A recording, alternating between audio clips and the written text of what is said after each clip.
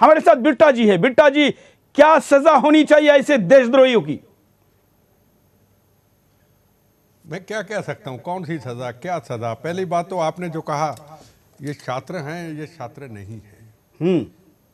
ये कुछ एजेंसियों के, कुछ पॉलिटिकल पार्टियों के भेजे हुए, जो मैं मानता हूँ, जो मैं सोचता हूँ, जो ऐसी विचारधारा के लोग हैं, इनको सब बाहर से फंडिंग आती है। कई एनजीओ हैं हिंदुस्तान के अंदर ऐसी ह्यूमन राइट के ऊपर शोर मचाती हैं, उनका हाथ हो सकता है, बाहर से फंडिंग आ रही है।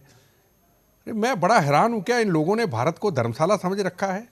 छत्रपति शिवाजी महाराज की धरती, मौलाना आज़ाद की धरती, इस्तफाकुल्ला खां की धरती, श्री गुरु गोविंद सिंह जी की धरती, शहीद आजम भगत सिंह, राजगुरु सुखदेव, मंगल पांडे, इस्तफाकुल्ला खां, जलियांवाला बाग के हिंदू, मुस्लिम, सिख, ईसाइयों के खून से लथपथ ये धरती, जहाँ आज़ादी मिली इतनी कुर्बानियों से, उस धरती के अंदर पाकिस्तान जिंदाबाद के नारे लग जाएं?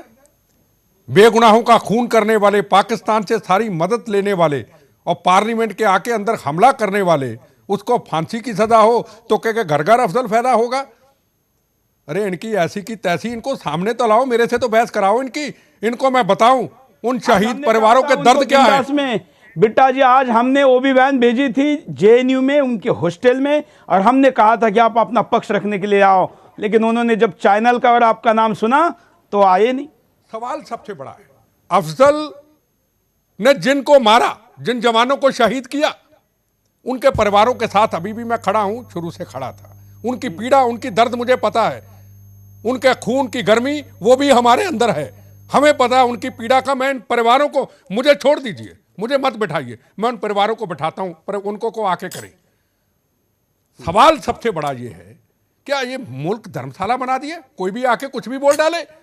और बड़े बड़े चैनलों पे मैं आज बहस सुन रहा था सुबह, तीन पैनल के अंदर उनके आदमी और 2 कमजोर बोलने वाले सामने आदमी बिठा दिए, और एक बीच में प्रोफेसर।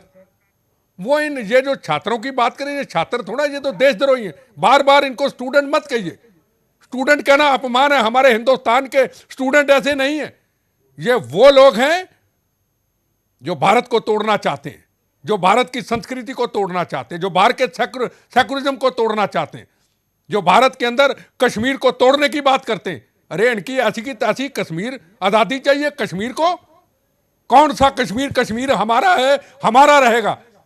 ये भारत का खाते हैं, हम भारत का खाते हैं, भारत में जन्म लिया है, हिंदू है, मुसलमान है, सिख है, ईसाई है, हमने यहां जन्म लिया है, हमने यहीं मरना है।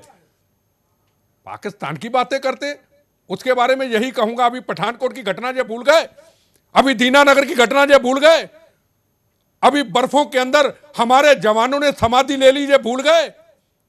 अरे और उसी दिन बिट्टा जी, जिस दिन उनके लिए देश प्रार्थना कर रहा था, उसी दिन ये दरिंदे देश के 1000 टुकड़े करने की बात कर रहे थे। ये चीजें साबित करती हैं कुछ पॉलिटिकल पार्टियां और कुछ ऐसे लोग फौरन से फंडिंग दे रहे हैं और देश को तोड़ने की बात कर रहे हैं। इनका इलाज जेल है, और ऐसे मुकदमे इनके ऊपर दर्ज करो, पर ऐसा ना हो कि मुकदमे दर्ज करके फिर उसके बाद राजनीति हो इनको छोड़ने की, जैसे फांसी के मुद्दे के ऊपर मेमन की, मेरे केस में बुल्लर की, अब बुल्लर को छोड़ने की बात हो रही, अफजल को छोड़ने की। फिर ऐसी राजनीति ना हो, ऐसे केस रजिस्टर करो कि नई जो दूसरी जनरेशन है उनको पता चले कि हमने शिक्षा क्या लेनी है, हमने कल्पना चावला बनना है, हमने किरण बेदी बनना है, हमने अब्दुल कलाम बनना है, हमने अच्छे एक ऐसे नागरिक बनना है जो भारत माता की आज़ादी की रक्षा कर सकें। हमें ऐसे स्टूडेंट नहीं बनना है, ऐसे नागरिक नहीं बनना है कि कल को हमारा भारत टूटे, हमारे भारत का बहुत बड़ा नुकसान हो। मैं आपको फिर कहूंगा, दोबारा इस प्रोग्राम को रखिए, मैं सारे परिवारों को लाता हूं। और ये जो स्टूडेंट की बात कर रहे हैं, देशद्रोही, जो स्टूडेंट का नाम मत लें, स्टूडेंट कह के लोगों की सिम्पथी इनके साथ होगी। अरे ये तो आतंकवादी है, बिल्कुल ये स्टूडेंट नहीं है। और मैं आपको बिट्टा जी एक बात, पहले मेरी बात सुनिए, क्या कहेंगे बाद में क्या होगा? आप बार बार स्टूडेंट कहेंगे, क्या कहेंगे? ये कहेंगे देखो जी ये तो बच्चे थे, ये तो बच्चों ने गलती कर दी।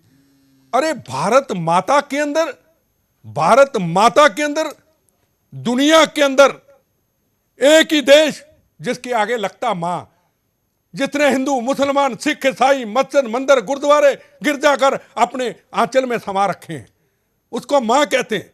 उस मां के लिए हमने भी अपने शरीर का आधा हिस्सा दिया है। बचा हुआ शरीर का हिस्सा भी भारत माता के लिए सुबह भगवान को उठ के प्रार्थना करते हैं, भगवान हमारी जब भी मौत आए, गंदी राजनीति करते हुए हमारी एक्सीडेंट से बीमार होकर मौत ना आए, हम प्रार्थना करते जब भी हमारी मौत आए भारत माता की आज़ादी की रक्षा करते हुए शरीर का बचा हुआ हिस्सा इस भारत के लिए चला जाए। और ये कल के लड़के ये नई जनरेशन को क्या देंगे? हम आज़ादी चाहते कश्मीर में, अफजल हर घर में पैदा होगा, इनकी ऐसी की तैसी इनका वो इलाज होना चाहिए। और हमें भी अगर इलाज करना पड़ा हम इलाज करेंगे। जो सरकार ने हमारे खिलाफ FIR दर्ज करनी कर दे, पर भारत माता की शान के खिलाफ, भारत को तोड़ने वाली बातों के खिलाफ हम कभी भी बर्दाश्त नहीं करेंगे। इसके लिए आगे भी हमने लड़ाई लड़ी है और आखिरी दम तक इसकी लड़ाई लड़ते रहेंगे।